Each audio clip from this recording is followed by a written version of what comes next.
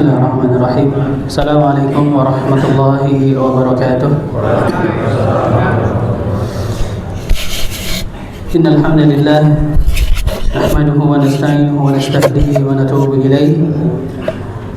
Wa na'udzu billahi min shururi anfusina wa sayyiati a'malina. May yahdihillahu fahuwal muhtad wa may yudlil falan tajida lahu waliyyan mursyida. Amma ba'd.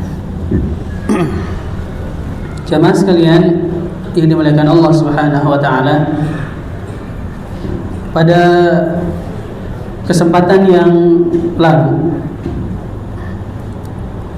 kita mengetahui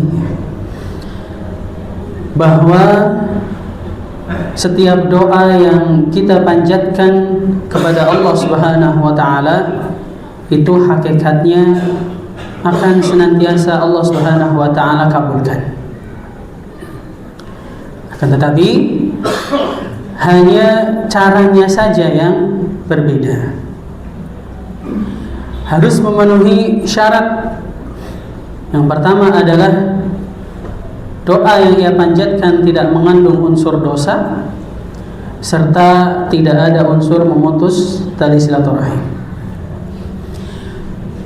Ketika seorang muslim telah memiliki dua syarat ini, maka Allah Subhanahu wa taala akan mengabulkan doanya.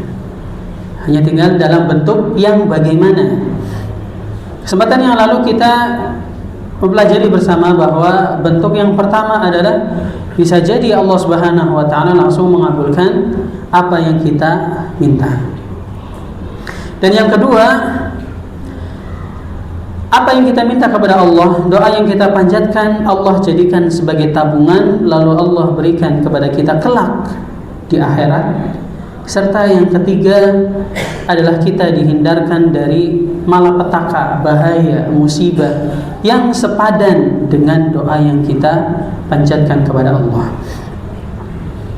Lalu yang menjadi pertanyaan, terkadang seseorang sudah memanjatkan doa kepada Allah Subhanahu wa taala, berdoa sering, tapi ternyata doa yang ia panjatkan kepada Allah tidak dikabulkan.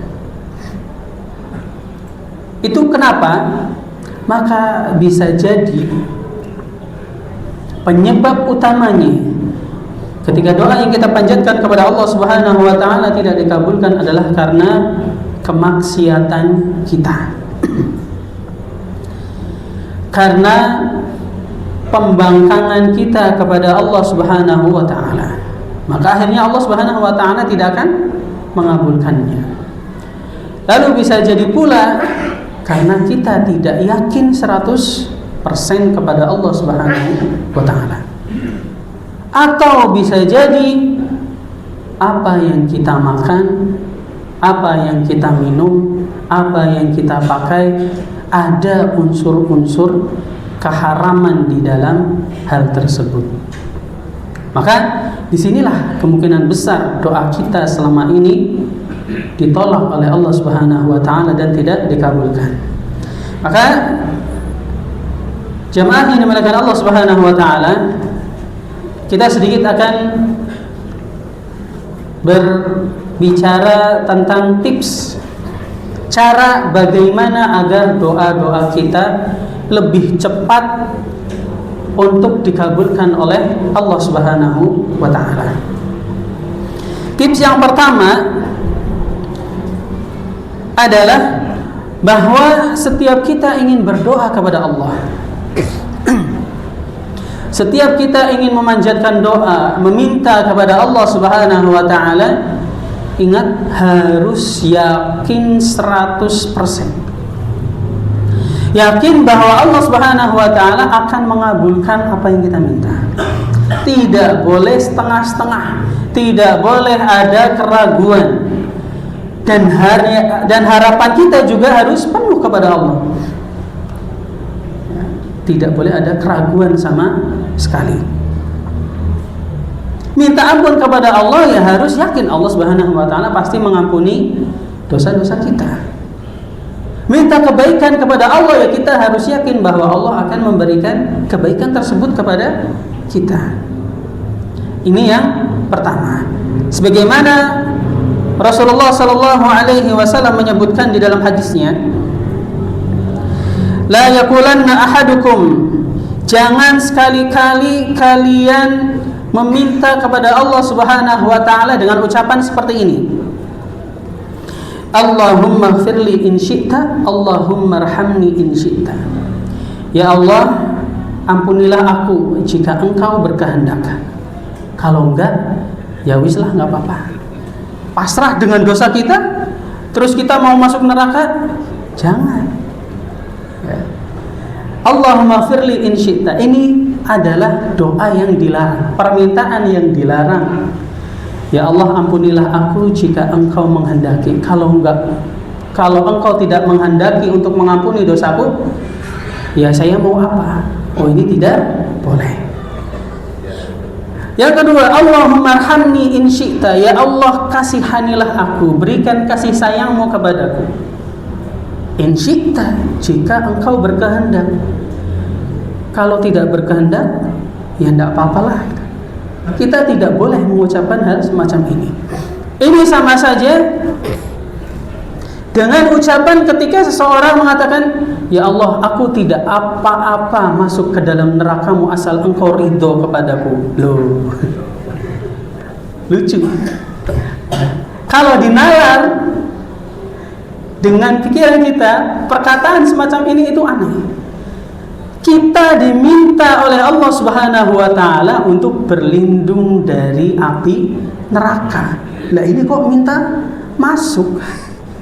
Ya. Ini tidak diperbolehkan di dalam syariat Islam. Lalu Rasulullah SAW melanjutkan lagi sabdanya bagaimana? Liya'zimil mas'alah fa innahu la mukriha lahu. Hendaknya ketika kita minta kepada Allah Subhanahu wa taala harus minta dengan sungguh-sungguh. Permintaan kita harus tahu kita harus minta apa. Karena sesungguhnya tidak ada yang bakal membuat Allah Subhanahu wa taala repot untuk mengabulkan doa kita. Ini yang pertama, ya, jamaah yang dimuliakan Allah Subhanahu wa taala. Jadi yang pertama tadi apa? Harus yakin 100% terhadap apa yang kita minta dan jangan setengah-setengah. Minta surga, minta surga. Bahkan Rasulullah sallallahu alaihi wasallam memerintahkan kita kalau minta surga, mintanya surga apa? Firdaus, yang paling tinggi. Entah nanti dikasihnya yang tingkat keberapa, yang penting masuk surga. Mintalah yang terbaik. Kemudian sabda Rasulullah sallallahu alaihi wasallam juga mengatakan, ud'ullaha wa antum muqinuna bil ijabah. Mintalah kepada Allah Subhanahu wa taala dan engkau harus yakin bahwa Allah Subhanahu wa taala akan mengabulkan doamu. Kata Sufyan ibn Uyainah rahimahullahu taala, beliau mengatakan, la yamna'anna ahadukum minad du'a. Enggak ada kok yang larang kita untuk berdoa. Bahkan kalau kita lihat, Allah Subhanahu wa taala juga pernah mengabulkan makhluk yang paling terkutuk yang pernah Allah ciptakan. Siapa? Iblis. Iblis meminta kepada Allah Subhanahu wa taala, yang Allah Subhanahu wa taala abadikan dalam Al-Qur'an, Rabbi anzirni ila yaumi yub'atsun. Ya Allah, tangguhkanlah kematianku hingga nanti hari kiamat. Allah kabulkan? Iya. Ini makhluk yang paling terkutuk yang pernah Allah Subhanahu wa taala ciptakan. Kita bukan, kita manusia. Otomatis derajat kita lebih tinggi daripada iblis laknatullahi alaihi. Makanya di sini kemungkinan besar kita juga dapat dikabulkan oleh Allah Subhanahu wa taala setiap doa yang kita panjatkan. Yang kedua, tipsnya adalah jemaah yang dimuliakan Allah Subhanahu wa taala, mengulang-ulang doa kita. Mengulang setiap doa yang kita panjatkan kepada Allah. Sebagaimana sebuah athar yang disebutkan oleh sahabat Abdullah bin Mas'ud radhiyallahu taala anhu, bahwa dulu Rasulullah sallallahu alaihi wasallam beliau itu sering kalau minta kepada Allah beliau ngulang permintaannya sebanyak 3 kali. Ketika berdoa, bermunajat kepada Allah, beliau juga sering mengulangnya sebanyak 3 kali. Lalu kalau berkali-kali gimana? Tidak apa-apa. Minta, ya. Jangan ketika sekali kita minta nggak dikabulkan, yaudahlah saya cari permintaan yang lain. Berarti kita tidak yakin dengan apa yang kita minta kepada Allah Subhanahu wa Ta'ala. Yang kedua, harus mengulangnya. Tips yang ketiga, tidak boleh grundel. Nah, ini bahasa Indonesianya apa ini? Ngomong di belakang apa ya? Omongannya bagaimana? Sebagaimana yang disebutkan sabdanya oleh baginda Nabi Muhammad sallallahu alaihi wasallam, beliau mengatakan, yustajabu li ahadikum ma lam yu'jal.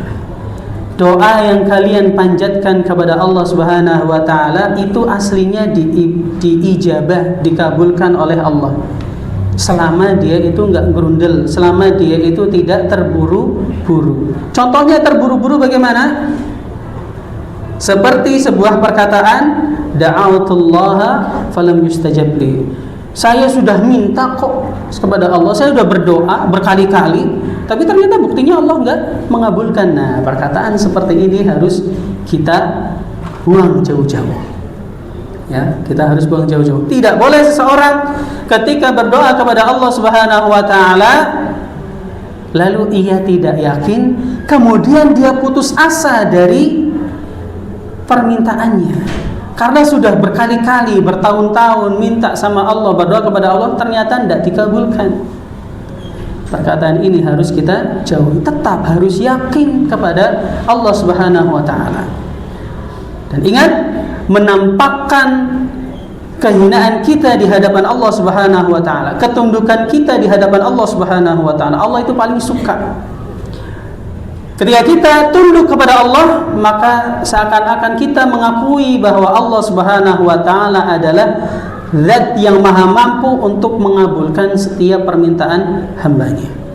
Maka salah satu adabnya ketika minta kepada Allah Subhanahu wa Ta'ala, tidak boleh bosan-bosan meminta. Sekali nggak dikabulkan, mintanya berapa kali? 2, 3, 4, sebulan, 2 bulan, 3 bulan, 4 bulan, setahun, 2 tahun.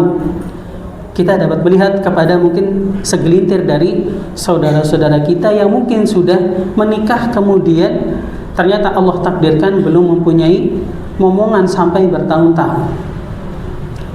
Apakah dia harus putus asa dan tidak minta kepada Allah? Justru tetap harus meminta kepada Allah Subhanahu wa Ta'ala, karena barangkali ini adalah cara Allah Subhanahu wa Ta'ala agar kedua pasangan ini, suami istri ini, lebih dekat kepada Allah Subhanahu wa Ta'ala. Tips yang keempat, jemaah yang dimuliakan Allah Subhanahu wa Ta'ala, adalah kita mencari waktu-waktu yang mulia. Seperti sekarang ini, kita lagi di bulan Ramadan. Kemudian ketika waktu berbuka puasa, kemudian ketika waktu sahur, sepertiga malam terakhir, cari waktu-waktu tersebut. Kemudian berkumpulnya 2 waktu yang mulia, sudah di bulan Ramadan, bertepatan juga dengan hari Jumat. Manfaatkan dengan baik waktu-waktu tersebut untuk meminta kepada Allah Subhanahu wa Ta'ala. Nah, inilah sedikit 4 tips pertama yang semoga dapat kita laksanakan, dapat kita amalkan, mungkin bisa langsung dipraktekkan di esok hari, dan kita uji bahwa permintaan kita akan senantiasa diijabah oleh Allah Subhanahu wa Ta'ala dengan tips-tips yang barusan kita pelajari bersama. Dan juga kita harus memperhatikan setiap tingkah laku kita, amalan kita, kemaksiatan kita, dan apa yang kita makan. Kalau kita sudah dapat menghindari hal-hal tersebut, maka persentase untuk doa kita dikabulkan oleh Allah Subhanahu wa Ta'ala akan lebih besar. Wallahu ta'ala a'lamu bissawab. Subhanakallahumma wa bihamdik, asyhadu an la ilaha illa anta, astaghfiruka wa atubu ilaik. Assalamualaikum warahmatullahi wabarakatuh.